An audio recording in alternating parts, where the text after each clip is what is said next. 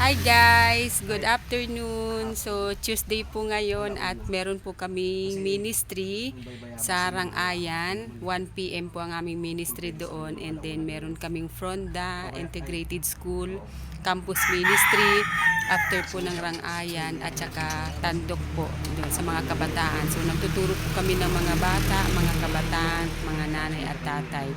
So ayan guys, ang aming sasakyan, yung kulong-kulong namin. Papunta kami ngayon ng Rangayan. Yun yung unang venue namin ngayong Martes.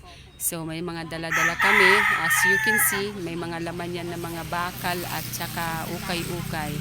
So nag-request kasi yung mga kasamahan namin sa Rangayan na ginagather namin doon yung mga nanay na kung pwede magdala kami ng mga ukay-ukay. So ayan, nagdala kami guys ng mga ukay-ukay para after ng aming Bible study, after namin silang i-gather ay pwede po silang bumili dyan. So maraming salamat po sa lahat po ng mga nanonood ng aking vlog at ng aking video.